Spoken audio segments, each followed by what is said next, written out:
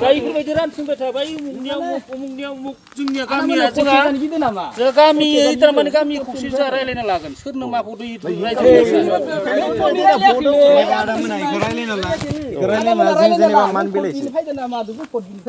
माथो साबेखौ बावनो फैदो ए आंनो सोंदानिया मा ओमफ्राय सोलाबदों माबाखाय इलेक्ट्रन खाथि खाबालखौ माला माबे सुटिया जाखो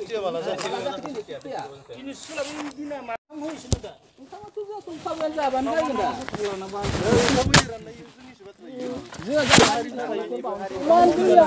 रायजो राजाया सिगांनिफ्राय न' गारनानै जों आन्दलन खालामखांबाय दा नोंथांमोननि गामिनि आदामोननि गामिनिया न' सावजालायबाय बिनि थाखाय जों रायजोफोरखौ साबायखर बावनो जानांगौ खामानिया दा गाबोन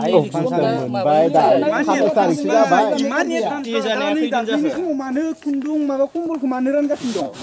इफोर बाथ्राखौथ'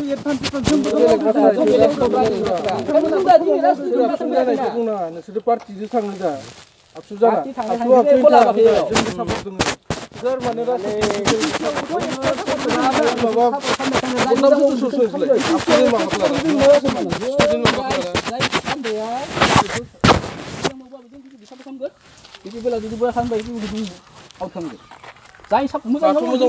दिनै बर'फोरखौ सोखावबायानो थादो सोर सोखावदो दिनै 15 बोसोर जाबाय गेलेना मा ओंखायनोथ' सोर सोखावदो इउपिपिएलआ माबोरै बुंब्ला सोखावखो मानो सोखावाखै बोरै सोखावखो दे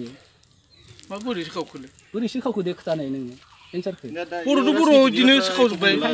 आबसुफोरा माबानानै बे बुस्थुखौ नांगौ जोंनो दा सोर सोखावदो सोखावाखैबा नोंसोरनि बिफाया माबाया मुखौ थांखो बालाया माबाखौ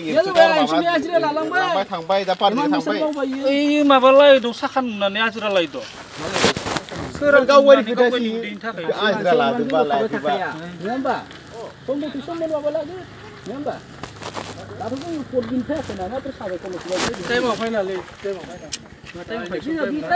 टाइम दं मालाबानो जालांबाय जानुवारिनि दिनै फेब्रुवारि मार्चनि मोनफैलायबाय मास मोनसे आगोल माथो मावखो नोंसोरलाय माखो होनखो आं बे बुस्थुआ मोनफैयाखै होनना बुंबाय जोङो करबिदे नामाय बिहरनाय बेखौ लिरनाय गैया माखौ राननानै जोंनो गासैबो गिदिंनाय आबसुफोरा हा फै फै जेरानो दा सोलाबैगोन जों टाइमाव रानना थांदों